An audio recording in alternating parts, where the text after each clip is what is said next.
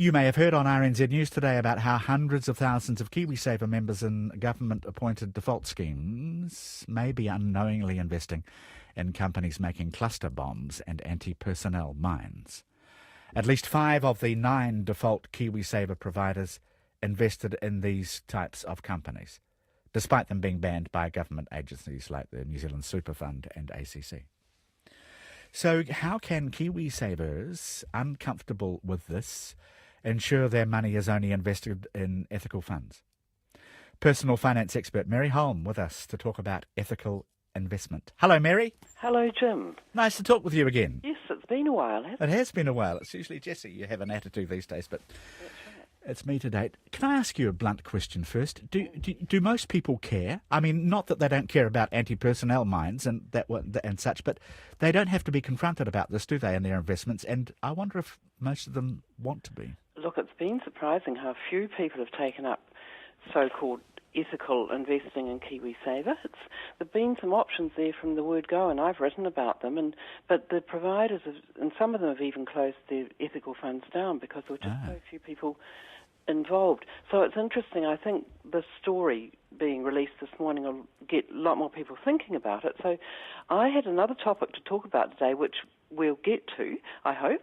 But I just thought, firstly, it might be an idea to give people some guidance as to how to find a so-called ethical fund if that's what they want to do in Kiwisaver. Good idea.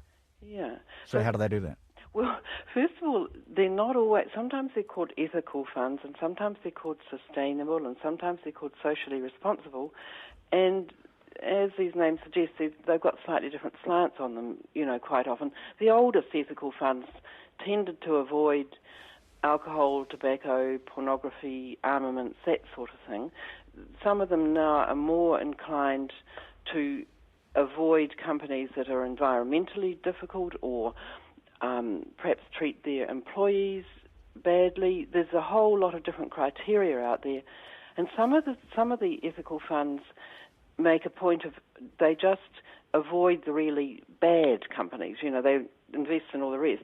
Some of the others only invest in particularly good companies, if you know what I mean. So people might want to think a bit, to do a little bit of research on the angle of a fund they're looking at. But I just wanted to say right at this stage, if people, in a couple of minutes, I'll list the companies that are offering ethical Kiwisaver funds.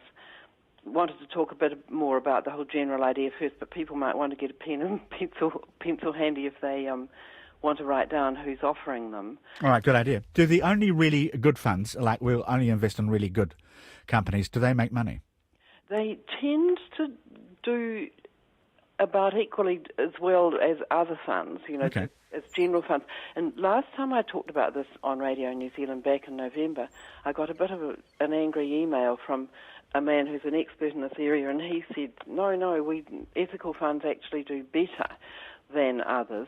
I think we'd probably find that there are people on the other side of the fence who would say that's not necessarily true. But let's just say this, you're probably not going to sacrifice returns by going with an ethical sort of fund. Can I ask you one other question? Is it a bit like free-range eggs that aren't in the end free-range eggs? If a company has a socially responsible, in inverted commas, sort of fund, do you actually know that they're avoiding all the things you don't want to? Some of the funds, when they're selecting which companies to invest in, I guess, especially internationally, they look at them pretty closely, but we can't be certain that every last little practice of everybody in the company is perfect, But I suppose it must vary, Jim, as to how well they're monitored. But broadly speaking, if you're going to go into one of these funds, you should be avoiding the really sort of ghastly products, and it's kind of probably a bit of an approximation at times, I think. Yeah, but one other point to make about this is if someone's in just an ordinary Kiwisaver fund and they're thinking they'd like to change to an ethical one, watch the risk level you're going into, because some of the ethical funds invest only in shares, and therefore they're quite a high risk fund. They're going to be more volatile sort of returns. And if you're someone who can't cope with that, you want to check out that that you're getting one at the right risk level for you. Yeah. If you use the Kiwisaver Fund Finder, which is on the sorted.org.nz website, they will tell you what risk level the different funds are at. Or the main thing is you first go onto that and work out what's the right risk level for you. There's a little calculator thing there where you click it. You only have to answer a few questions, and it tells you roughly what sort of risk level is the right one for you. And then I would suggest you go and look for ethical funds at that risk level. All right. You don't want to suddenly be going into either a much riskier fund than is right for you or a more conservative one. So young people are probably better off in higher risk funds because they tend to grow more over the long term. And yes. So watch your risk level there. Okay. Now, people have got their pens and papers ready. Yes, very good.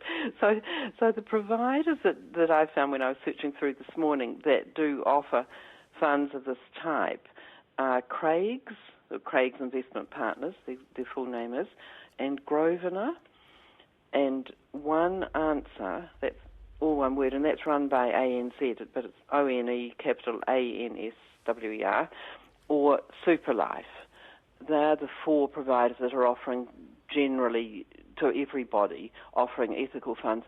There's also a Kiwisaver provider called Koinonia, which is spelled Koinonia, and they, I think they're run by the Anglican Church, and they want you to say that you're Christian if you sign up for their fund. So they've got their funds are all ethical, but you're expected to have a certain religion.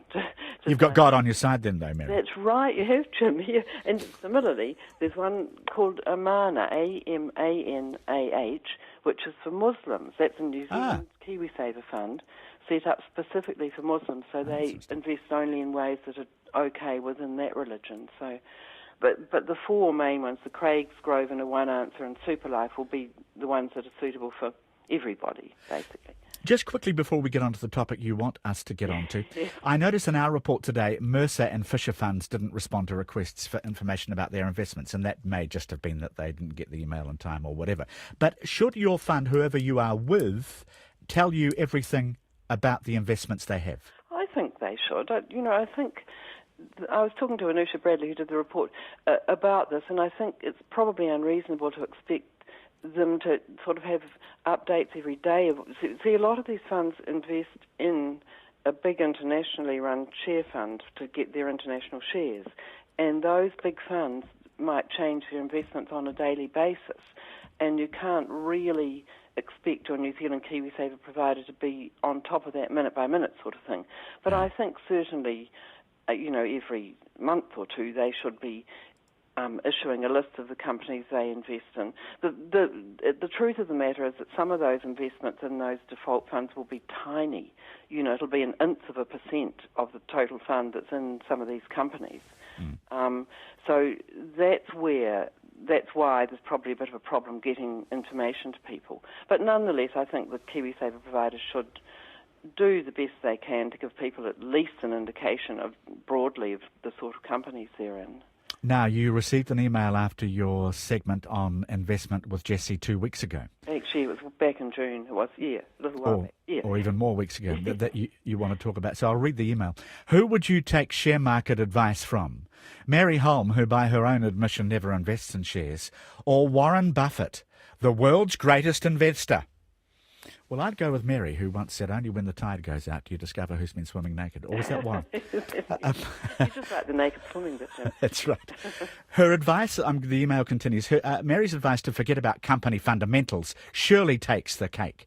Buffett never invests in a company unless he understands its fundamentals. He's spent his life studying companies and their markets with obvious and phenomenal success. Mary's dartboard approach to choosing shares is dangerous. So, Brian Smith goes on in a similar vein, and he's grumpy at you, Mary. So what is your response to this? Yes, and my first response is that where he says, by my own admission, I never invest in shares. I do invest in shares, I just don't invest in them directly. I don't go out and buy shares in Fletcher Building or something like that. Instead, I put my money into funds, which in turn invest in a wide range of shares. And I've been doing that since the 1970s, and the vast bulk of my retirement savings has always been in share funds. So the reason I go into the funds is to get a much wider range of shares than, if you're buying individual companies. And also they kind of manage the whole dividends and all of that for you. You pay a fee for that, but nonetheless it's still, to my way of thinking, for most people, unless you've got at least $100,000, it's better to invest directly, invest in a fund, such as a Kiwisaver fund, or, there are other similar non-Kiwisaver funds around. But why 100K? Why not 10K that you've saved up and think? Yeah, just because it's not enough money there are sort of minimal parcels of shares that are worth buying. By the time you pay minimum brokerage and that sort of thing to buy a parcel of shares, if you go and buy $100 worth of shares, the brokerage will be, I don't know, a ridiculous amount of that, Yeah. $30 or $40 or whatever. So if you to get parcels that are worth having, you really need, and I want you to have at least 10 different shares to get a spread, because otherwise it's quite risky if one company goes belly up. That'll hurt you too much if you don't own at least 10 shares. So you really need, roughly 100,000 to get that sort of spread. That's what I'm getting at. And I think people's, purposes are served very well if they've got less than that by putting it into a share fund. And if you've got more for that matter. But just moving on to Warren Buffett, look, it'd be fantastic if we could get him on. This man, Brian Smith, says that, we should have him on talking about shares, and wouldn't that be super? He's the world's third richest person, and he's and Brian's absolutely right. He does look at the fundamentals of companies. He looks at what's good and what's bad about a company, and the trouble is ordinary investors can't do as well as Warren Buffett does. Yeah. He is the best in the world, and so for amateur investors especially, it's too difficult to do as well as he does. I'm just looking at the time. We're running out of time here, aren't we, to explain why in any depth. I suppose we are. But I can tell you what amateur investors do, because you hear them talk about it. They say things like, I just go by the price-to-earnings ratio. They say things like that, don't they? Yes, they do. And I would say to them, look, do that and you'll probably do fairly well, because nearly all investors in shares do fairly well, especially if you do it over the long term. Over the short term, there's quite a big chance the market will plunge. But if you've got a 10-year horizon or more, nearly everyone does do well, but you probably won't do better than a share fund. You'll, as an amateur, you're behind the eight ball. You're not getting in when information's first released about a share, and so the professionals get in then, and they'll buy a share when the information's first been released, before the herd gets in and pushes the price up. By the time you or I were to get in, Jim, which might only be 10 minutes later, but it would probably quite often a day later or something, the price has been pushed up by the professionals, and so we're buying it at an expensive price, and so it might be a good company, it's made some, good announcements, but if we're paying too much money for it, it's not going to end up being a good investment for us. Mary Holm, I know you didn't get everything said about that topic, about index funds and such that you wanted to, but I think you've given us a clear general picture. Yes, and we can do some more on it next week, actually. Indeed. Well, next fortnight, 2 weeks from now, we can pick it up again. When it'll be Jessie again. Nice to talk to you, though, Mary. You too, Jim. Yes, thanks.